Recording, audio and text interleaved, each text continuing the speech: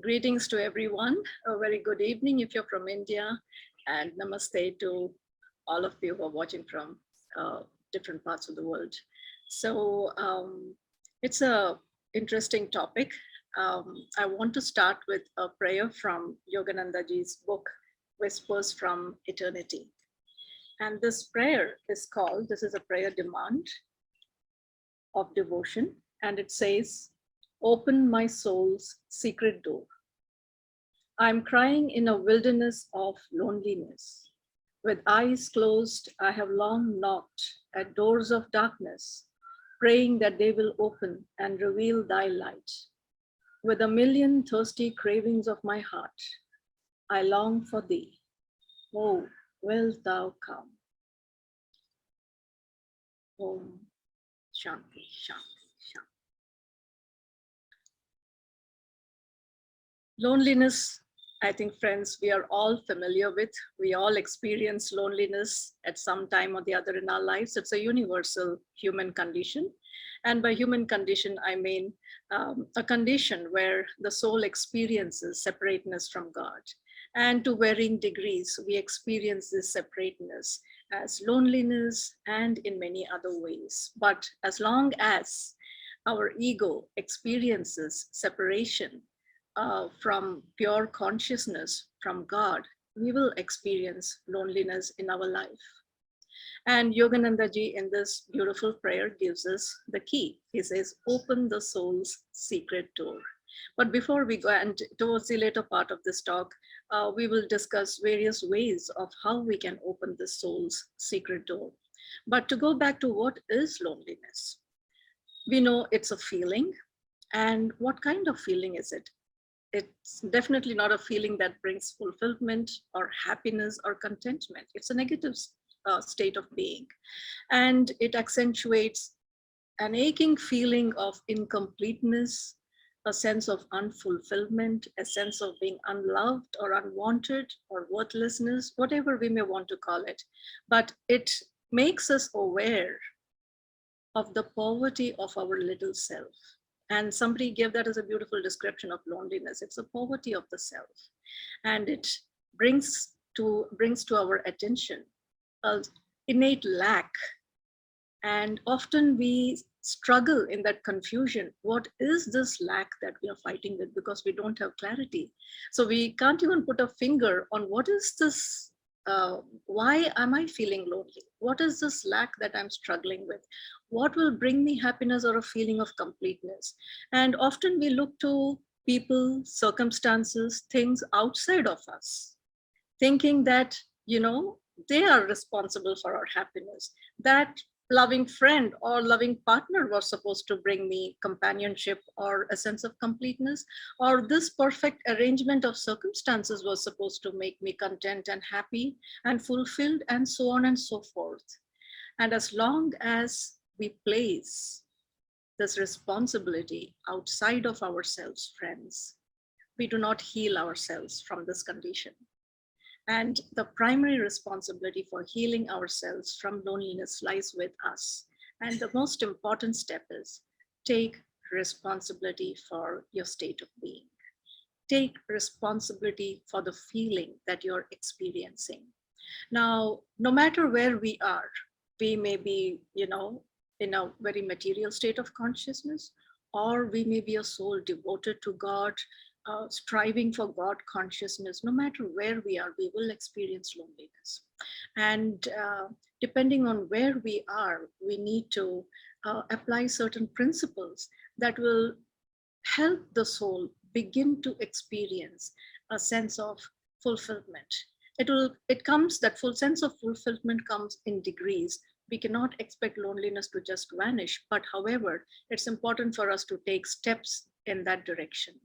And it may sound surprising, but even saints go through intense periods of loneliness.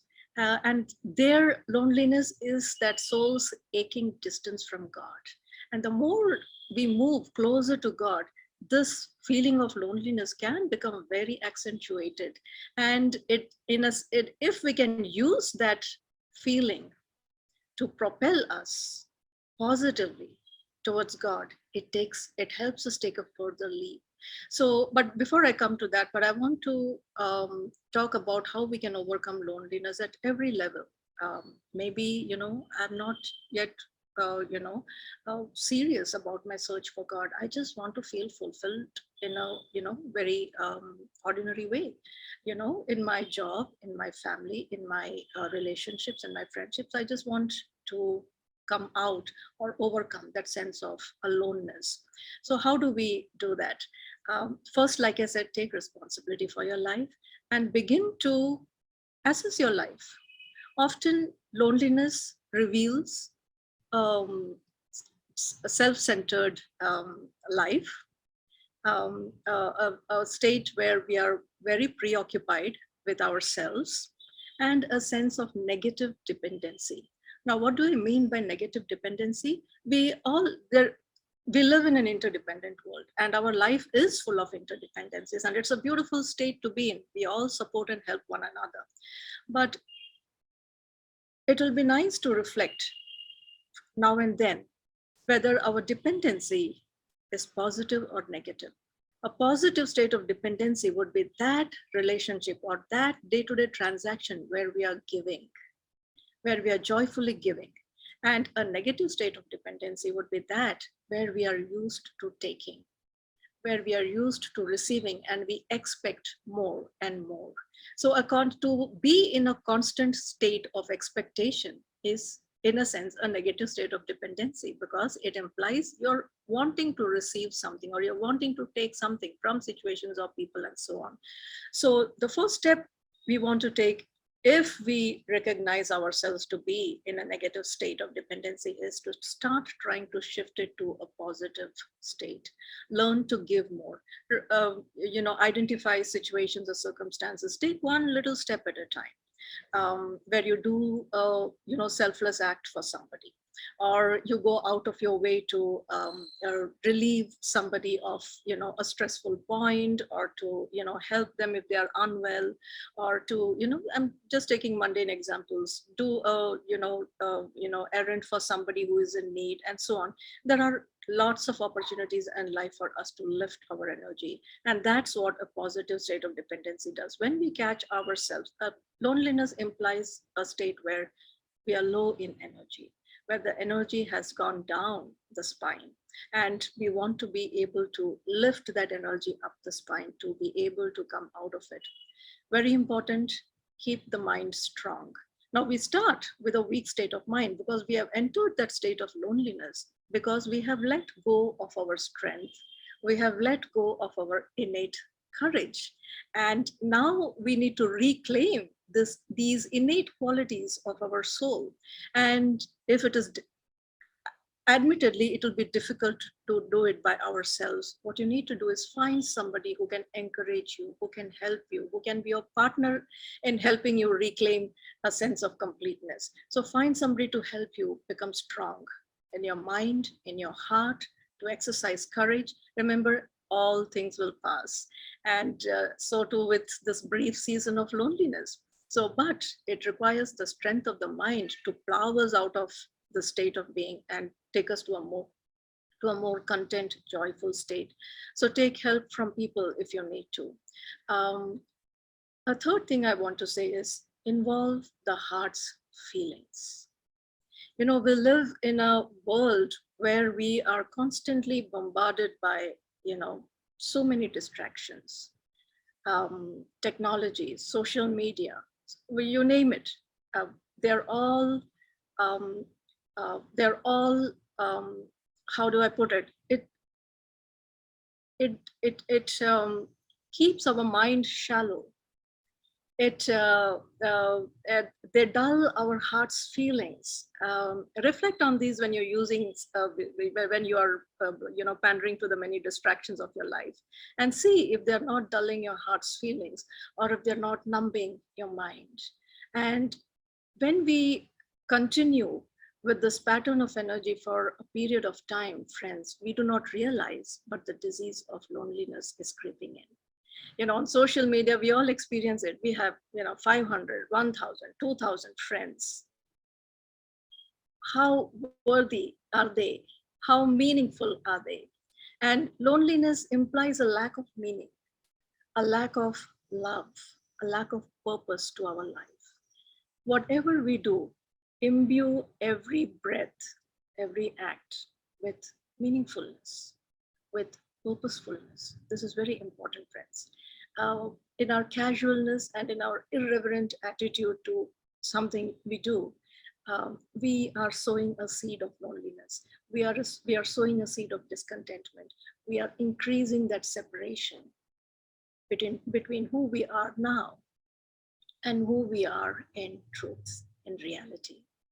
Opening the soul's secret door, through that, Yoganandaji is telling us, practice acts of kindness, practice devotion. And what is devotion? It's not only when we sit in meditation and pray to God. Devotion implies worship in everything, worship of the breath, the blessings of everything we do, because it's all an opportunity for us to express the light to flow through us. And what a privilege that is, to allow your body, your mind, your spirit to be a channel for that light. And so this is another beautiful step, friends. Recognize the blessing, the gift, the great gift we have of being placed on this earth as a channel of the masters, and to take stock of the blessings in our life. And then you'll realize that there's a lot to be grateful for. There are a lot of blessings in your life, and we need not feed the spirit of loneliness, the spirit of, it's a self-imposed fever often. But like I said, when our mind is already besieged by the disease, it's hard for us to treat ourselves. So like I said, the first step, find somebody who can help you with this. So bring the heart, awaken the heart's feelings of love and devotion in everything we do. And this helps us experience life in a very beautiful, divine way. And you will see there are many flowers to smell along the way too. It's very fragrant. So another point I want to make is, and if you believe in God, if you are serious about God realization, a very important step is to practice the presence of God. In moments of acute loneliness, even as the soul progresses towards God, it does feel even more intensely that separation.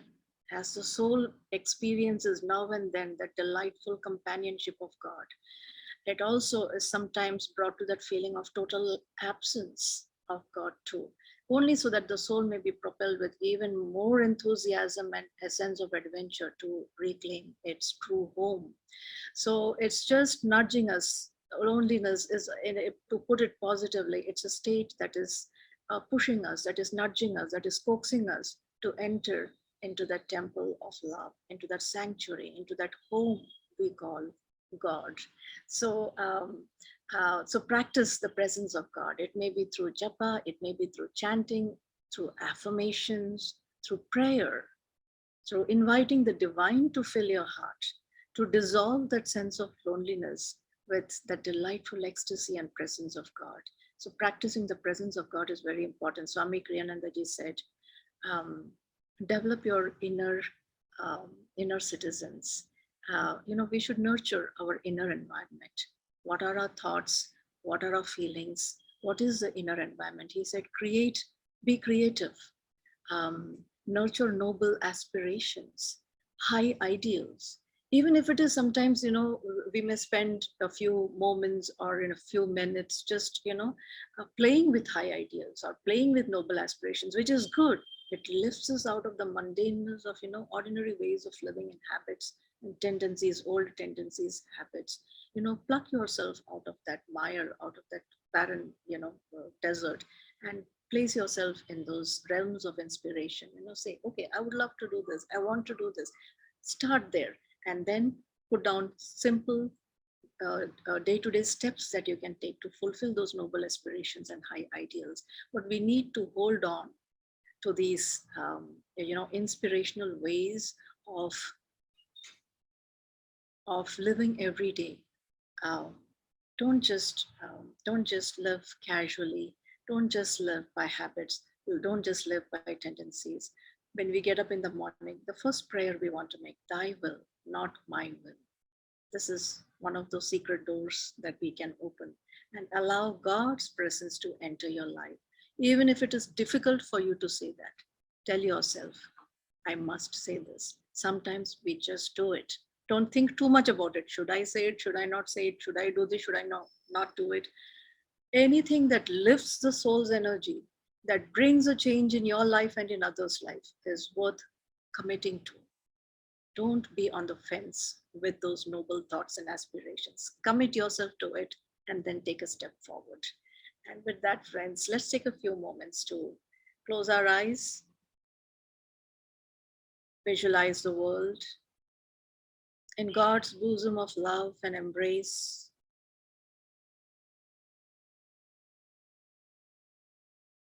Feel His light, blessing every soul, every atom of creation, infusing the bliss of contentment, of freedom into every atom. Rubbing our palms together, let us send out these blessings to all. Om.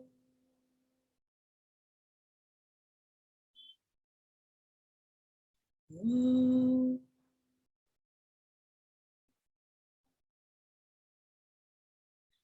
Om.